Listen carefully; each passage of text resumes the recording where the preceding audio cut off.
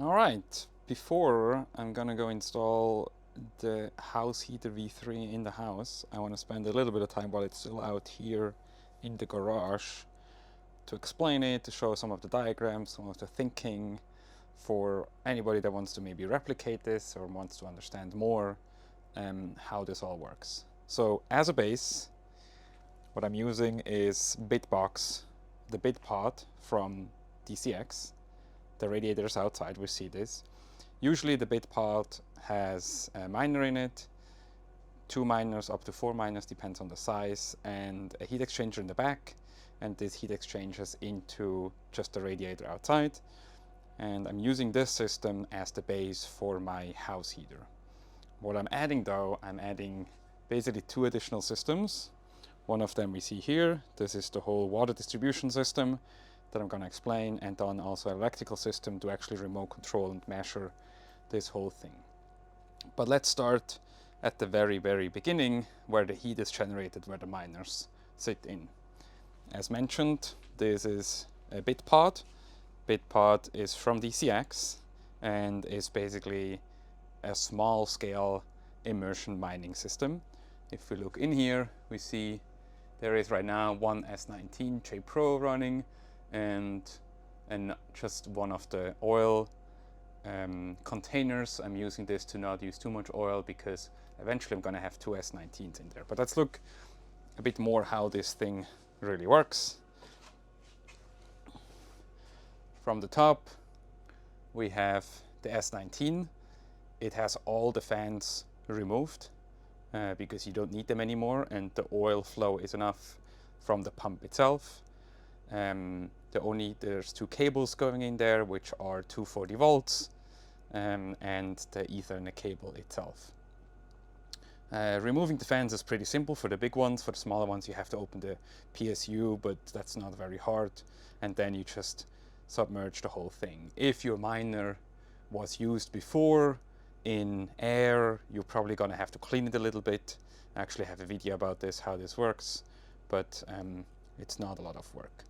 So you can see that the oil flows, comes from the bottom up through the miner. You can also see this wavy thing, that's actually the heat that is in the oil, and then it flows over this black barrier and goes into this hole. There's a temperature sensor there, that's something that I've added, that is not by default in it. And then the oil gets into this pump. This pump then pumps the oil. It comes through here, through the hole, goes through that metally tube and goes on the top left into this big heat exchanger.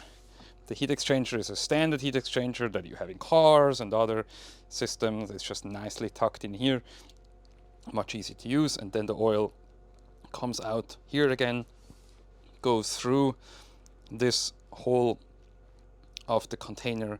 There's another temperature probe, and then it comes under the miner. You see there's a little mesh there, so that's basically how the oil is distributed, and the oil comes out again, and this is basically the loop that runs. The pump itself has 3 different levels. I tried a little bit, I'm running it on level 2. Anything faster is not really necessary. So that's the system that already was there. Now usually if you buy this system from DCX, you would just connect your radiator through this tubing that comes with also the whole kit from DCX. You would connect these tubings to the outside radiator. There's a pump in the radiator as well, and this will then basically cool down your miners. So the hot oil goes in here on the top left.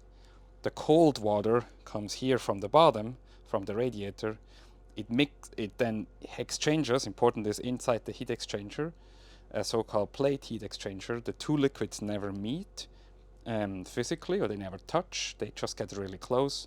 If we look in here, you can see all these different plates. And basically how this works, in all of the odd spaces is the oil, and all the even spaces is the water. And that's how the 2 liquids can exchange. It's just regular thermodynamics. You have a colder liquid together with a hotter liquid. They will exchange heat. That's how this whole thing works. So the cold water goes in here, flows up and comes out a little bit warmer. The oil flows from the top down and comes out a little bit colder, goes back into the box, and that's this whole system. Super simple, not very complex, and can be perfectly simple used to basically extract heat from the miners into any other liquid. In this case, I'm just using regular water.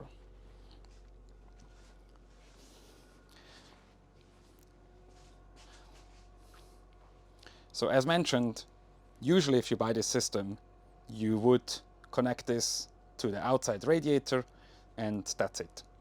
In my case though, I want to use the heat not just to vent outside, I want to use the heat for something else. I want to use the heat to either heat my house itself, the hot water, the hot tub, or anything else that you can imagine. Like maybe you have radiant floors that you want to heat a garage or a house with, or maybe you have a greenhouse that needs heating, or for what else you might think. At this point, when the water comes out, or when the liquid that comes out here is hot water, and you can use that for whatever you like, for whatever you need. And so, yeah. But because I have multiple of these, what I call consumers, we need to be able to distribute the water to different places, because we can't send the water at the same time to all the different consumers. The reason for that is that you want to have the most efficient system, and also, for example, in summer, I maybe want to heat the water and the hot tub, but not the house. And so being able to actually open and close different systems allows me to actually do stuff more precise and more controlled. And that's what this system that we're looking at here does. So from here comes the warm water or hot water, depending on how many miners and how much it runs. It goes, first of all, through a temperature sensor, and then it goes through this flow sensor. I'm using the flow sensor for safety, so to actually turn off the pumps and things like that if they don't run, if there's no flow or any other thing. So it's not really necessary in a system like that. It's just, it gives me peace of mind to know how much flow there is, because I can react based on if it turns off. It then goes through this S. This S is not necessary at all. It was just like I ran a little bit out of space because I had to add a fill and a purge system. So basically what this is, there is just a T in here. It comes out to this valve that is currently closed, and this has a regular hose, like a garden hose connector to it. The water then goes back. There's a shut-off valve here, and then there's another of these T's back there and another garden hose. I use these two to either drain the system or fill the system. How this works is, let's assume the system is completely empty. I connect a pump in with water or just the regular house water, depending on if you want to use regular water or maybe distilled water. I connect that here and I close this lever here. So the water is forced through the whole system. It will then go through the whole system to all the different consumers, and it will come back and it will come out here again. And so this way I can actually fill this water without air in it. I want to have a system that has no air, because air is very bad for the pumps and it makes everything much less efficient. So this, and you also have this if you look at hydroponic heating, so house heating systems with water, you have the exact same systems as well. I'm just copying the same system from these house heaters, where you have two valves that you both can connect, and you can also close it off. Now, if I want to drain the system, let's say I need to move it, like when I move the whole thing into the house, I'm using the same also to actually empty the whole system. I can also, with, let's say, an air compressor, I can push air through the whole system. Again, I close this, push air through here, and then the water comes out here or the other way. It doesn't really matter. And that's it. So I ran a little bit out of space. This should look much better in the next version, but oh well. Yeah. The next system is the pump. This pump basically runs the water through all the different consumers. It's a regular house circulation pump, so a hot water circulation pump. That's a bit an issue. The pump can get really hot because the water is also hot. So you need to make sure that you want to use a pump that can handle hot water. And for specifically hot water systems in houses, that's what this pump is for. I will put Amazon links. You can buy them on Amazon, but in the end, but you can see this is rated up to 230 degrees Fahrenheit, which is more than 100 degrees Celsius. It has 3 settings. I run mine on the highest setting to basically ensure that there's enough water flow. The water then goes here, goes to multiple T's, and we see these basic 4 outlets. So I have 1, 2, 3, and 4. Now the position of them are made based on how my house is. You will see when I have pictures of how the house is actually used. On the top left we have the house heater, and on the right side all the other things that I want to heat are more on the right side. But that could be obviously configured as you need. Also, you don't need 4. You can have 2, you can have 3, you can have 5, whatever you want. What I'm also always adding are these manual shut-offs, like here. They're usually, of course, in daily systems, they are always open, but it's just easier for maintenance and for testing to actually close them off. I do have automated valves. So these are valves that basically in there's a ball that has a hole that opens and closes, so I can enable these individual zones. That's how later in the system, when the system decides, like say the house needs to be warmed, it will open up. This is going to be for this one. This valve is going to open and the water is going to go out there. But maybe I want to heat the house or the house water first and then another one opens. So that's how I can control. We'll get into how this all works from an electrical system, but yeah, that's how I actually open and close these valves. Then let's assume the water comes out here. That's where it actually comes out. It goes then through these pipes. We go outside shortly afterwards. But basically, so the warmer water goes now outside, gets cooled down for whatever reason. The consumer will cool it down. It could be the hot tub, the hot water, the house, the radiator, and slightly colder water comes back here. And then it goes behind the system, and behind the system we have basically just multiple T's together that all bring the water back over here and over here. This is on this side. We have another temperature sensor, so I measure the temperature before the water goes back into the miner. I measure the temperature as well, and the water goes through the tubing again and goes back into the miner where it was. So this is basically the water system, the water distribution system. If we look at this in a schema, this is how it looks like. I will post all of them also online, the links to it. But basically, so we have our bit pod with the black tubing. I didn't schema what exactly how the bit pod itself works, because that's for me is a bought system. I run this to a temperature sensor, to the flow sensor, and then also to the pump. And then we have all the different T's.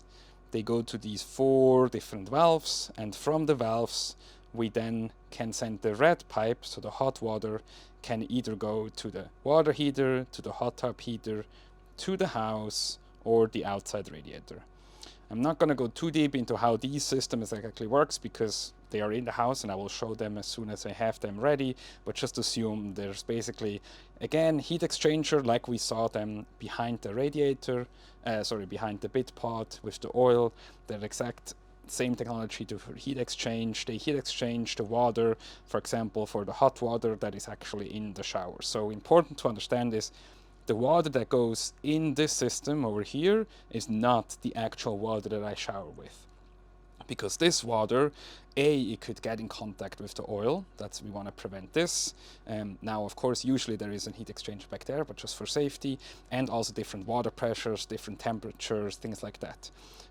So that means each of the consumer actually has their own heat exchanger again. The same for the hot tub.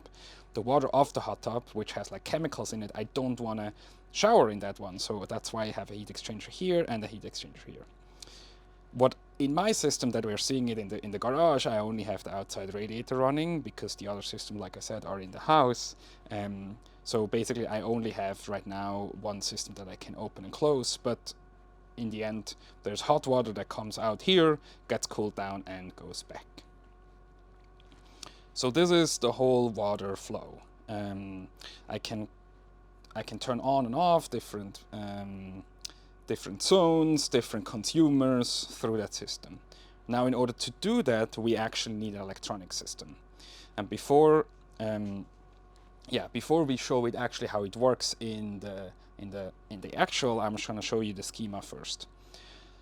So the miners that I'm using are S90J Pros. They need 240 volts, and the BitPod system also needs 240 volts. So for example, the pump and the radiator fan, they are all made for 240 volts. So I actually needed a system that can handle both voltages at the same time. So I have here my 240 volt source, and that one goes to the miners. In order to send it to the miners though, I send it first through a contactor. A contactor allows me to turn on and off the miners physically. So I can physically disconnect the 240 volts from the miners itself. And while you can control them through the API, meaning you can turn them on and off, I want to have a system that I can specifically directly disconnect if needed. From the contactor, it then goes to the fuse, just for an additional security, for me to turn it on and off if I want to do this manually, but also for safety, and then we go into the miners themselves. I plan to run my miners up to 4,000 watts at 240 volts. That's around 8.5 amps.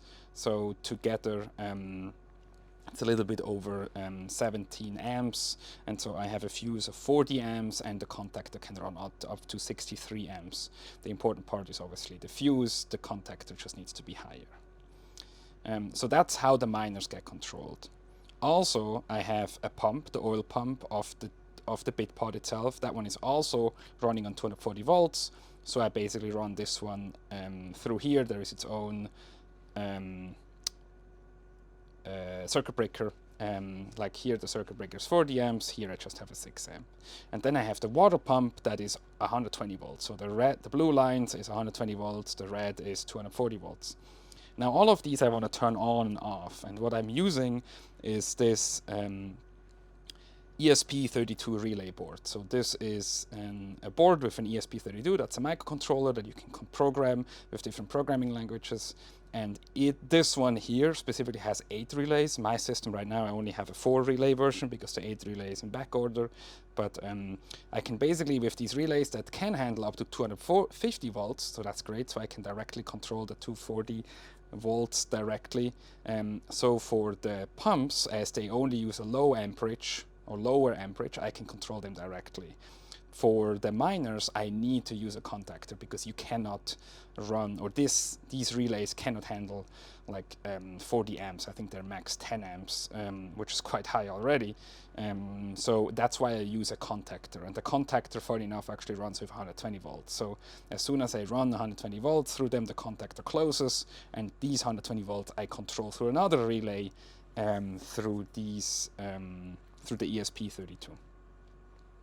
So that's how I can turn on the miners, I can turn on the pumps. The next thing I also need to do is I need to turn on these valves.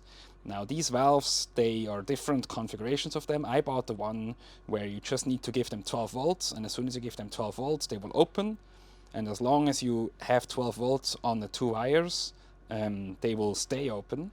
As soon as you remove the 12 volts, they will close automatically. I like that because if the system loses power for whatever reason, the valves automatically shut, which I feel is a better system because I'm not going to have a mess everywhere with water and stuff if something goes wrong. For that though, because I don't have 12 volts, I have a transformer that converts the 120 volts to 12 volts, and then this 12 volts I run through these relays from the ESP32 relay board to each of these valves to here. Additionally, and the last thing that this system is doing, it's also having the flow sensor and the temperature sensor. For the flow sensor, there's like a pulse system, so basically there's a little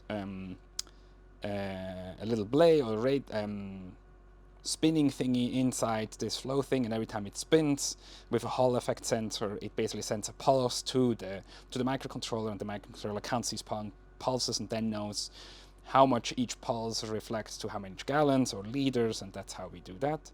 The temp sensor is a one wire, so that's a protocol, and you can actually connect multiple wires through the temp sensors, and so I can have multiple of them so they're all connected. One other thing I want to do eventually is a display to show some stats, but right now it's not running, I just didn't have time yet. But you see basically the whole electrical system goes around this system here, which is really cool. So I'm going to do a separate video on how exactly program these and connect them to Home Assistant and all the different logics, but that's basically the whole system. So now as we understand the schema or how it works, let's actually look at it on the system itself. So, and you can see I tried to reproduce the schema very similar to what the system actually is. On top here we have the 240 volts that comes in, that goes through these cables, it goes through the contactor, it goes to the relays, the circuit breaker. I can turn this off manually, and also if it trips I can see it, and then it goes into these 4 plugs. These are regular 240 volt plugs, so I basically connect these, and that's what then goes into the miners itself. Right now I only have one miner, each miner uses 2 cables, so that's why 2 of them, but I'm ready for the next miner to also come. So that's the 240 volt system of the miners. Then over here is the pump of the miners itself connected. It goes through this relay. This is a 6 amp, and this goes, one of the cables goes directly here, the other cable goes first through this relay here, and then goes back into this system. Oh, actually, sorry, this relay here controls the power through the thing. This relay above here, I forgot about, this one is the 120 volts for the contactor. So if this relay is closed, it sends 120 volts through that cable here, through the contactor, and the contactor will close and then runs 240 volts through the miners. We can also see on the board, it's pretty nice, there's a red LED that tells us if the relay is closed. The third relay is used for the water pump. The water pump is only 110 volts, so you see that's a different plug. This basically just runs the 110 volts, which comes through here, goes into this system over here, and then sends 120 volts through that circuit breaker here, and also through the relay, and that's there. Down here we have our connectors to the water valves and also the temperature sensors of the miners. The temperature sensor of the miners are connected through Ethernet. I just like to use Ethernet because it's easy to get, and you can run 8 wires through it, different lengths. It's very simple, and the cable is very thin. That works really well. They are connected to these GPIO pins. What is really nice about these boards, they not only have relays, but they also actually expose some of the ESP32 GPI pins out into just these regular connectors, so you can use them. And that's where I connect, for example, the temperature sensor. So the temperature sensors go through this cable, comes through here, and goes over here. And here I have an Ethernet to regular, just to a breakout. And then each of these cables, or the different temperature sensors, so they have 3.3 or 5 volt plus, ground, and signal, and they're connected all of there. The temperature sensors then are glued with thermal glue and some zip ties. The zip ties are not really necessary anymore, but it's just glued in there. Oh well. I'm all one time for the oil inflow and also for the oil temperature itself. I put it inside the hole there, not all the way in it because the pump is going to be there at one point, but yeah, so that's the 2 temperature sensors for the oil system. And how this works is these one wire, they're super simple, so they need 3.3 volts and ground, and they need, for the data pin, you need to have a little resistor and connect it there, so that's all done there. And then the cables, these cables over here, end up on the ESP board. Like I said, I will do a specific video about that specifically. The valves are connected through this port. This is like a ribbon cable. I need a little bit more voltage for the valves than I can run through this, and actually I need way more connectors. So I have here a 20 pin 20 wire ribbon cable that connects here, and eventually, right now not, because I only have one relay, but right now you can see this here, they're all connected together. Eventually they will all go individually through the relay. But basically what this means is that I can future control all the valves individually. Right now they're all connected together. So this relay controls 12 volts that is sent through these ribbon cables. Goes through here. It's pretty long because in the future the two systems are going to be a bit separate where it's installed, and it goes in here, and I have another breakout port over here. If I can put this here, and we can see that all these valves are connected to the same system, and they can open and close. As I mentioned, right now I only have 3 valves. Well, actually one of them is broken, that's why it's here. It's permanent stuck open, so I need to replace them. But eventually I'm going to have 4 valves for each of the zones, all connected through this, then to connect it to the 8 relay boards. Like I said, eventually we're going to have an 8 relay board. Right now I just have a 4 relay board. The other thing that also goes through this ribbon cable is the one-wire temperature sensor. So the temperature sensor that is over here and the one that is in the back there, they're also connected through that system, through there. There's another resistor down there to connect it through the ribbon cable, and goes into the ESP232 relay board. The last thing that we have here is the 110 or 120 volt to 12 volts. So these are all 12 volts. The board itself runs on 12 volts, and also the valves are running on 12 volts as well. And that's basically the whole electrical system. Looks maybe a bit overdone, but for me it's important that I can turn on and off each individual thing individually, like the voltage or the power for the miners and different things. Like I said, there is a Hello World right now display. This will eventually show much more data about the system, but that's the end goal, to have this all nicely tucked into the house. Hopefully next weekend I can do all of that.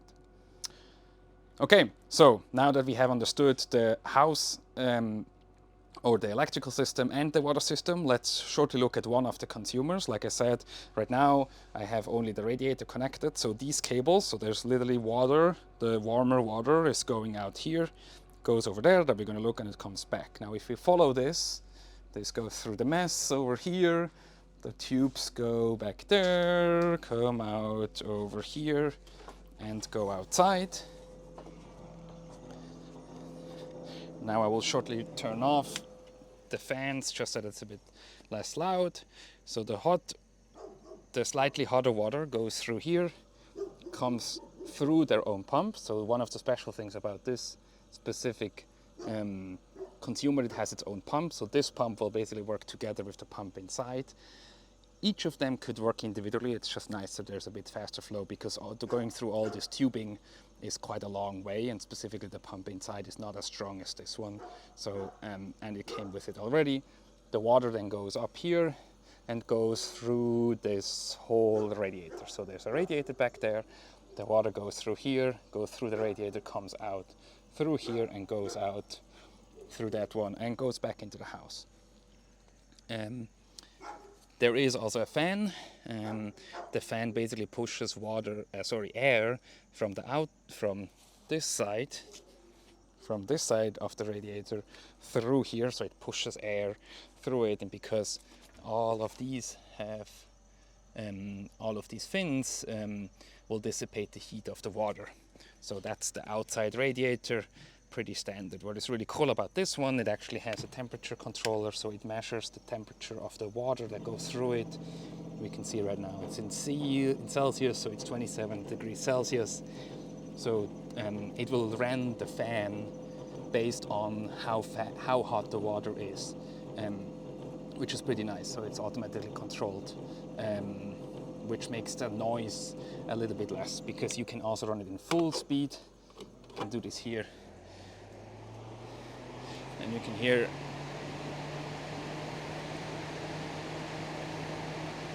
it's quite louder than if we run it on just the lowest setting, or the temperature controlled setting. Now this radiator, of course, is specifically made. It is by DCX, it's part of the original system. You don't need that specific system. My V2 actually ran only when it was necessary, meaning that I stopped the miners if I didn't need them. With that system, I can always run the miners, and I can basically dissipate the heat outside if I need to. That's really something that each person needs to decide if they want to do this. And of course, you could also like use a car radiator or some older AC radiation system. You could all use that. In the end, you just need to find a way how to reduce the heat, or how to get the heat out of the water. Okay, if we go back in, let's actually look at some data, because one of the cool things about this whole system is because we have all these different sensors and temperature feelings, temperature sensors, we can actually see what is running. I myself, this whole system that you see here is called Home Assistant.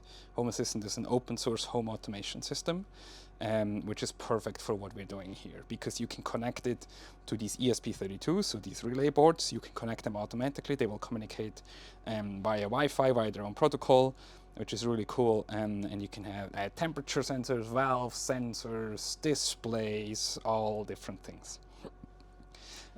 As we saw before, I have 4 different temperature sensors. So I have currently the sensor that is inside the bit pod is now 90 degrees Fahrenheit.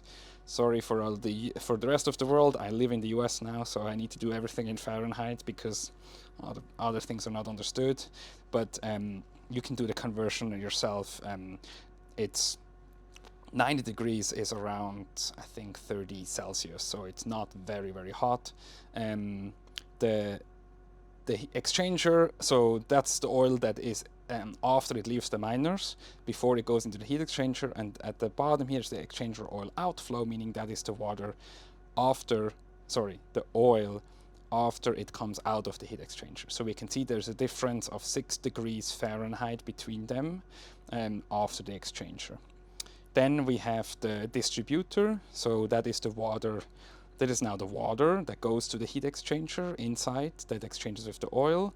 So we see the oil that comes out of it is 82, and the water that goes in it is 80. That means our heat exchanger outside, it's almost 3, here now it's almost 3 degrees Fahrenheit. So we can see the outside heat exchanger is actually able to reduce 3 Fahrenheit, or we can also say the heat exchanger is able to add 3 degrees Fahrenheit to the water. At the bottom here we have different valves, so different switches. Each of them correspond to the relays on the board. So if I just for a short second, so for example, I stop the BitCool pump. Now this is dangerous because the miner is actively running, but just for demonstration purpose, I'm going to do this real short. So if I click on this system here, we can see, and the oil has stopped. And now I turn on the bit pump again, and the oil will continue to flow. So basically the Home Assistant will tell the ESP32 to turn on and off, or to turn the relay on and off, and this will then send a system or a signal to the BitCool pump relay. The same for the water pump, the same for the miner, and also for the valves. The valves I can also show you, because this one is actually not controlling anything right now, but you can hear this running. So if I click this one, this will turn off the lower relay. This will remove 12 volts from these valves, and they will all close. We can hear them close now, and now they're closed. And if I enable them again, they will all automatically open again. Now again, in the future, there is going to be there is a button for each of the different valves as soon as I have the 8 relay. And at the bottom, we can see the loop speed. So this is the speed of the water that runs through here. So this here is measuring how fast it goes, and we can see this is roughly at around 20 liters per minute, which is actually quite good. I don't need it that fast to get the heat out. Yeah, so that's the whole system. This way now I can control everything. I can do all kind of different things, and of course I can also measure the miners itself. So I built a system that is an integration into Home Assistant with the API of the miners. So if I go here and I look, this is the user interface of Brains OS Plus that I use to control the end miner, the S19J Pro. It is actually only 100 terahash, but I run it slightly overclocked at 114 terahash, which correlates around to 3.6 kilowatt. Usually they run at around 3.2, 3,000 kilowatts, 3,000 watts. And we can see all this different data, and I can also import that data into Home Assistant itself. So for example, if I want to see the temperature of the miners, I can look at the data here, because Home Assistant will store that data for me. I can see, well, I can turn it on and off if I want. There is the API. Again, I don't use this right now. I do it actually through the relay directly. But I can see the hash rate, how much watt it consumes, and the temperature, the overall temperature. Home Assistant actually imports much more data into it, and but for me, that's the most important data. Yes, and now the question, of course, is how do I actually use this system in the future? So as I said, I need to put this all in the house. But in the end, how this works is that basically of each of the consumers, I have another ESP board that maybe has a relay or not, it depends a bit. But what I'm going to do is, for example, for the house water, I have a temperature sensor that monitors the water inside the existing water tank. And if this goes below, let's say 140 degrees Fahrenheit, it will then tell, so this little controller tells the Home Assistant that, tells, hey, I need hot water, I want it to be heated, and then this little controller will turn on the whole system, open the valve for the correct water. So it will then open, for example, this valve and send the hot water to over here. If the hot tub says, hey, I'm getting cold, because there's also a temperature sensor there, it does the same. The same also for the house. There's actually 2 temperature sensors. I will explain how this exactly works later in another video, but this is the same. And then of course the outside radiator, that one doesn't need a temperature sensor because it can always receive heat.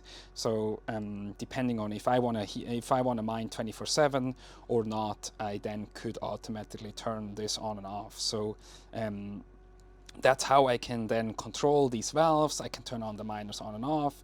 I can measure the temperatures of the water, and I can define safety levels. So for example, if the water that comes from the bit pod automatically gets too hot, let's say above 160 degrees Fahrenheit, I can shut off the whole system. And because I have these contactors here for the miners, I can physically disconnect them from power, and I don't have to hope that the API turns on and off. Or if the flow suddenly stops, let's say one of the pipes bursts and the water leaks out, then the flow of the water is not happening anymore because there's literally no water coming out anymore. I can also shut off the whole system. And Home Assistant is also able to send me text messages or call me or send me push notifications. So this is where Home Assistant is really great. And of course I can do all of this remote. So all this data here, I can also from the outside through a VPN connect to my house and access the system this way. So this gives me total control over the whole house, and I can literally remotely turn on and off the water heater in the house or other things. So this is really cool, yeah, it allows me to control the house to what I exactly want. Now, of course, this system, as we see it here, is very exposed. This is exposed because it is a proof of concept. It is exposed so I can build it. As you can imagine, this is not the first time I'm doing this. This is the third version really that I'm trying to do this, and I'm doing exposed for training purposes as well. The end goal is to have all of it in one box that you can just put next to your bit pod. You basically have just where you have these valves, so you have these maybe 4, maybe 5, maybe 3, depends on what your house exactly needs, and you just connect all your systems to it, and all that you see here is all happening inside 1 or 2 boxes. That looks much nicer than like exposed, of course, but this is my system. This is the very first one of the version 3, and I need a system that can do this. What I'm going to work on next is to actually install this back into the house. The version 2 that I used to have there is all ripped out, so I'll put the version 3 in it. And then we'll do another video that shows actually the heat exchangers for the water, for the hot tub, and also for the house, and all together working. But that will take a bit. I'm gonna have to drain the whole system, drain the oil, and get it all over there because it all gets quite heavy. But I hope this 40-minute video helped explain how the whole system works, for people to answer some of the questions, and hopefully maybe somebody that wants to reproduce all of this. Like I said, all of that you see here you can buy online. You can find it, if you live in the US, you can find it at Home Depot. All this tubing is all regular PEX tubing. The pump is regular stuff, all the different things. Some of that stuff you maybe need to find at Amazon, because like these valves, for example, you cannot find at the Home Depot, even though they're made for regular water. And also all the stuff around the electrical system. These are just regular things that you can buy at Home Depot. Be careful with 240 volts. If you don't feel comfortable with 240, maybe ask an electrician. This should not be super crazy. But yeah, if you're afraid of this, then maybe wait until we have an actual box that we can send you and you can install in your house with your plumber. Let me know if you have any questions. Hit me up. I'm at Schnitzel on Twitter, or at Nakamoto Heating Solutions at also Twitter. We're working on all of this to make this an actual system that you can buy. Yeah, hopefully we decentralize mining some more and get all paid to shower. Thank you and have a great day.